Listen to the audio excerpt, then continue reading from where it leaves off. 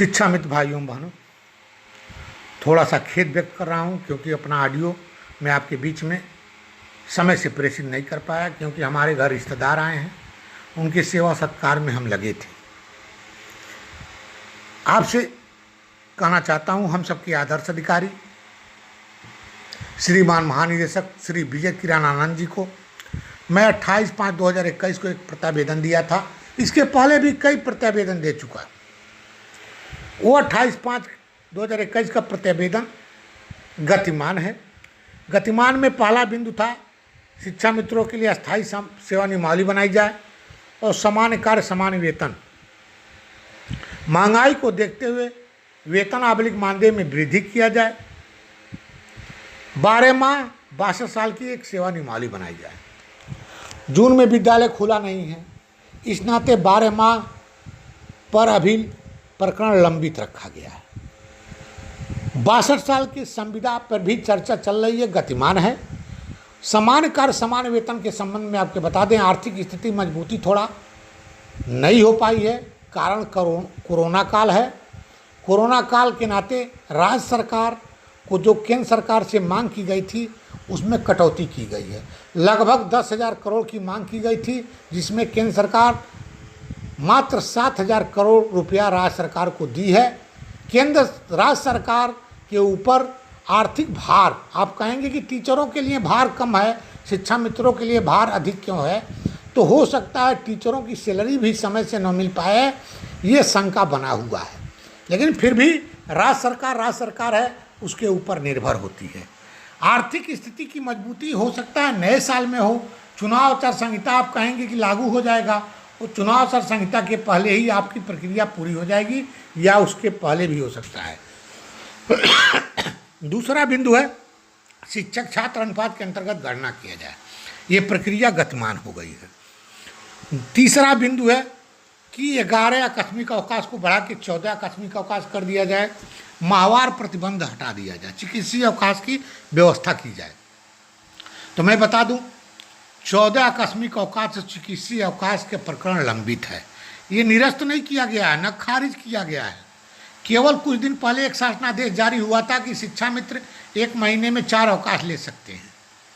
उसी अवकाश पर आदेश हो गया है, उसका प्रस्ताव शासन में आ गया है, क्योंकि लगभग 2 दर्जन से अधिक जिला व शिक्षा अधिकारी महोदय लोग शिक्षा मित्रों के खिलाफ पत्र शासन और निदेशालय को भेजे थे कि यह इनके लिए लागू नहीं होता है।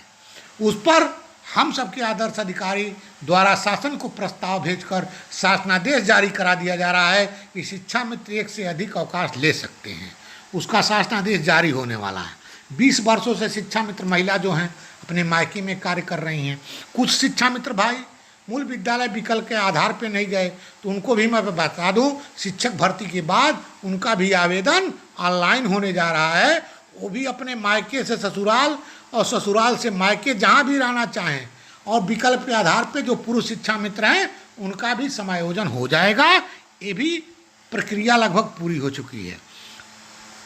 6वां बिंदु, फर्रुखाबाद के शिक्षा मित्र 2018 में जनवरी फरवरी मार्च का मानदेय लंबित है, उस पर कमेंट आ गया था, क्वेरी हो गई थी, वो प्रक्रिया पूरी नहीं हो पाई, भुगतान नहीं हो पाया।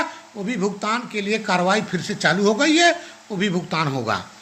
7वां बिंदु है शिक्षकों के भांति परिचय पत्र शिक्षा मित्रों को कई जनपदों में नहीं मिला था, उसके लिए भी बजट जारी हो गया है। सभी शिक्षा मित्रों को शिक्षक के भांति ही परिचय पत्र मिलेगा, ये भी तय हो गया है। 8वां 9वां बिंदु 69,000 शिक्षक भर्ती के संबंध में है, जिसके संबंध में मैं बता दूं, विशेष बीटीसी हो चाहे रेगुलर बीटीसी हो चाहे दूरस्थ बीटीसी के शिक्षा मित्र हों, 138 लोगों का, उनका भी कार्रवाई गतिमान है। वो भी मैं 1-2 दिन में आपको बता दूंगा। आपका कार्य कहाँ तक लंबित है, कैसे होना है, ये भी आपको क्लियर बता दूंगा। लेकिन इतना जरूर कहना चाहता हूँ, आप धैर्य रखें। आपके लिए, चाहे अन्य शिक्षा मित्र के लिए, चाहे अपने लिए, डीजी साहब का पैर भी पकड़ना पड़ेगा तो मैं पकड़ लूँगा, क्योंकि शिक्षा मित्र के भविष्य से जुड़ा हुआ मामला है। कुछ शिक्षा मित्रों का अंक में त्रुटि है आवेदन भरते समय, वो भी मैं प्रयास कर रहा हूँ, उनका भी नियुक्ति पत्र जारी करा दूँ। लेकिन इतना जरूर कहना चाहता हूँ शिक्षा मित्र भाइयों बहनों, जो लोग तरह तरह की कमेंट डाल रहे हैं।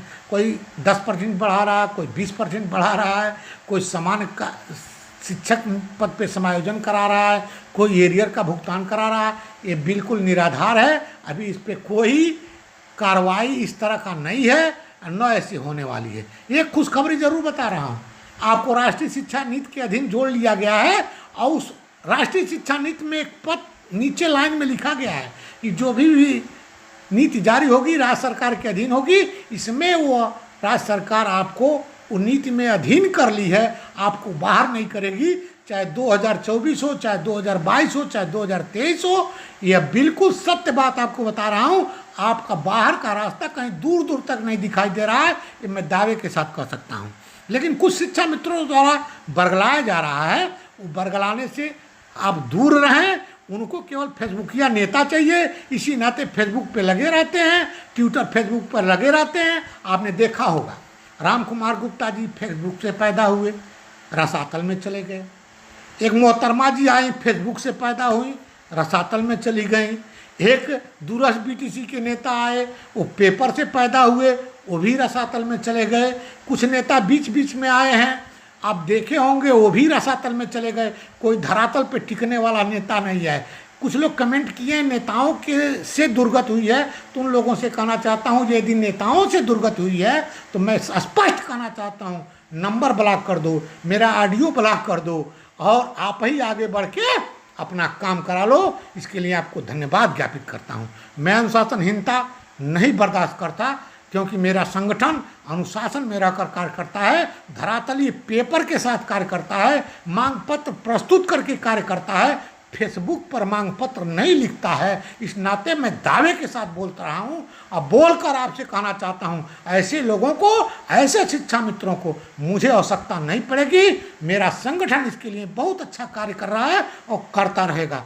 मैं शिक्षा मित्र भाइयों से कहना चाहता हूँ, ऐसे लोगों को आपके द्वारा ही पैदा किया गया, आज यह दुर्गति हो रही है। यदि राम कुमार गुप्ता सुप्रीम कोर्ट में नहीं दिखाई देते, पैनल जारी करने वाले नेता सुप्रीम कोर्ट में नहीं दिखाई देते, तो मैं टीचर आपको बनवाया था, टीचर से चपरासी और चपरासी से शिक्षा मित्र नहीं बनने देता।